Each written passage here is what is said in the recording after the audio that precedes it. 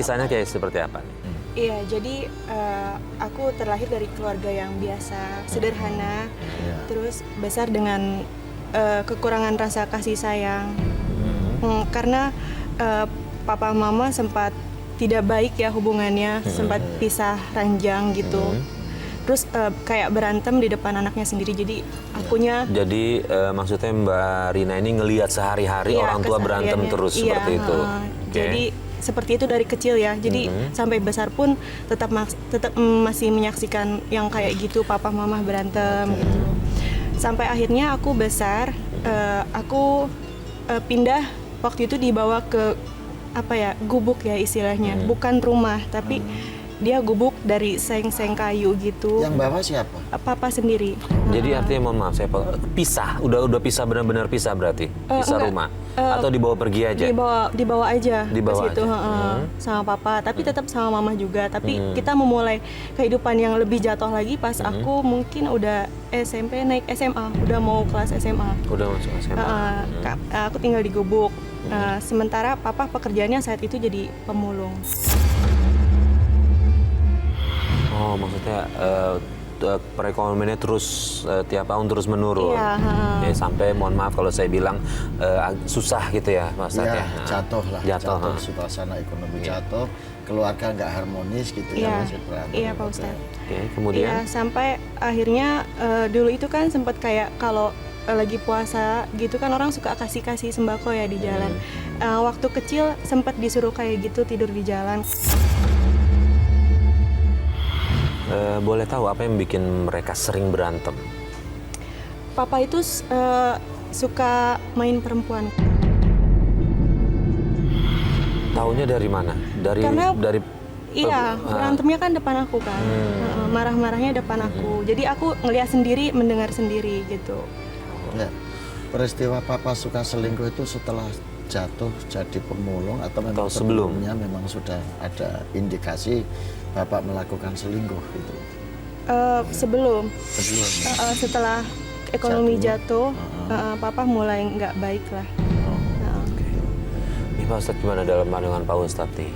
Bukannya ketika istilahnya boleh dibilang dapat musibah lah ya Pak Ustadz, dari punya segalanya sampai turun terus, kemudian dia malah justru melakukan hal seperti itu Pak Ustadz? Ya, setiap hidup ada ujian. Ya, disinilah iman manusia itu diuji. Mestinya ketika kurang dalam harta, ketakutan dalam menghadapi masa depan, itu mestinya ujian-ujian dari Allah, dan ini menjadi sarana untuk mendekatkan diri pada Allah. Ketika diuji dengan kemiskinan, ketika diuji dengan kekurangan harta, ketika diuji dengan kelaparan, itu Allah sudah memberikan jalan bahwa sebaiknya dia mendekatnya ke Allah, bukan malah saling menyalahkan antara suami istri, antara kedua orang tua ini yang akibatnya berdampak buruk pada anak. Ini mungkin awal kesalahannya di sini ini, kalau kita boleh mengatakan. Jadi orang tua tidak memberikan contoh yang baik ketika menghadapi berbagai macam ujian kehidupan. Sehingga ini berdampak kepada Mbak Rina ini, secara psikologis, sosiologis, maupun juga kepada hal-hal lain yang dalam kehidupan Mbak Rina ini. Ini menjadi pelajaran bagi orang tua dimanapun. Mestinya ketika menghadapi persoalan seperti itu, mendekatlah kepada Allah, mendekatlah kepada orang-orang soleh yang bisa memberikan saran, jalan, dan petunjuk-petunjuk yang lebih baik. Bukan justru mempertontonkan di depan anak-anak ya. Atau mencari pelarian dengan cara-cara yang tidak baik, sampai harus selingkuh, sampai harus membawa anak ke tempat-tempat yang tidak selayaknya. Mbak Rina, waktu ibunya Mbak Rina tahu papa Mbak Rina selingkuh, apa reaksinya? Reaksi dari ibu? Iya. Iya, marah, sedih, tapi ibu itu orangnya lebih banyak ngalah ya. Kayak terima aja gitu, papa kayak gitu, papa suka marah-marah, ketahuan selingkuh, suka mabuk juga. Ya udah, mama tetap terima aja sih. Gitu. Terus keadaan ekonomi mulai membaik ketika pas aku udah mulai kerja ya waktu itu. Itu juga aku kerja karena putus sekolah. Jadi sebelum selesai sekolah, sebelum selesai SMA. Iya, aku udah mulai kerja udah waktu mulai itu. Kerja. Tapi papa makin parah ternyata. Parahnya pelakuannya lebih parah, iya. lebih banyak mabuk-mabukannya Iya, lagi. lebih banyak mabuk-mabukan. Dan itu tinggalnya masih di bedeng-bedeng Masih, di masih. buku-buku gitu Masih. Sampai akhirnya mama sakit. Nah, mama sakit, terus ya udah mungkin papa stres juga kali ya. Keadaannya kayak gitu, terus bayar rumah sakit dulu kan belum ada yang ya. BPJS. Belum ada kayak gitu. sekarang ya. Terus juga memang keluarga dari mama kurang setuju sama papa kali ya, jadi kayak nggak membantu gitu. Oh, jadi dari awal mereka menikah, keluarga dari mamanya Iya. Mbak Rina nggak setuju. Nggak setuju. Pak Ustadz, ini ada kaitannya nggak dengan kehidupan rumah tangganya papa mamanya? Ya, Mbak ya Rina gitu secara kan? sosiologis ya ada. Karena apa? Langkah yang tidak disetujui ini akhirnya keluarga dari ibunya Mbak Rina ini akhirnya masa bodoh gitu. Ya sudah, lu sudah dengan pilihan kamu, lu sudah dengan orang yang kamu cintai dan kita nggak mau ikut campur, ya resiko tanggung sendiri. Meskipun sikap seperti ini sebetulnya ya kurang baik ya. Meskipun kita tidak setuju, meskipun kita tidak berharap suami itu, tapi silaturahim kan mestinya tetap harus dijalin dengan baik gitu. Karena masing-masing orang punya jalan, masing-masing orang punya pilihan.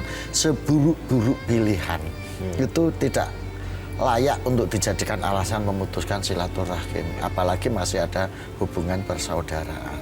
Nah, ini menjadi pelajaran bagi kita karena sikap, ya mohon maaf, yang seperti ini akhirnya berdampak secara sosiologis dan psikologis pada anak-anak, pada orang lain gitu ya. Mbak Rina waktu tahu papanya selingkuh, Mbak Rina ngelihat langsung atau cuma masih dengar-dengar aja dari orang? Ngelihat langsung, pernah ngelihat langsung juga. Terus tahu kalau Mbak Rina mergokin papanya? Iya. Reaksi papanya apa ngelihat Mbak Rina di situ? Marah banget, sampai papa mukul. Ayo sayang, kita masuk. Papa habis kemana aja? Ini tante siapa? Anak dia, kamu jangan tanya. Pak, ini tantenya nggak boleh masuk, Pak. Nanti mama marah. Hah, lama-lama anak kamu bawel, Bang. Biarin aja, udah. Tante nggak boleh masuk, tante pergi. Anak kamu berani-beraninya ngusir aku. Boleh tanya, sampai kapan dia terus begitu? Sampai akhir hayatnya papa. Jadi papa udah meninggal? Iya. Gimana ini Pak Ustadz? Iya, kita doakan saja. Orang yang sudah meninggal bagaimanapun, anak tetap punya kewajiban untuk mendoakan orang tua. Dan bagaimanapun orang tua itu tetap menjadi orang tua. Maka kewajiban anak adalah mendoakan orang tua supaya diampuni dosanya di hadapan Allah Subhanahu wa Ta'ala.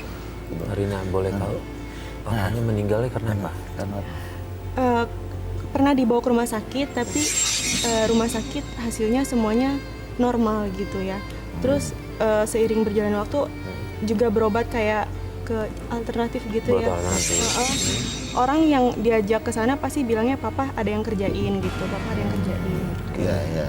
Nah, sehari-hari nih, Mbak Rina tahu nggak pekerjaan papa apa gitu selain memulung? Mungkin nggak ada lawan siapa gitu, ada gitu yang diduga bisa ngirim guna-guna seperti itu? Iya, jadi papa juga kan jual. Sebenarnya tahu ceritanya pas udah papa udah nggak ada, akhirnya tahu ceritanya. Baru tahu ceritanya. Kalau ternyata papa memang disantet.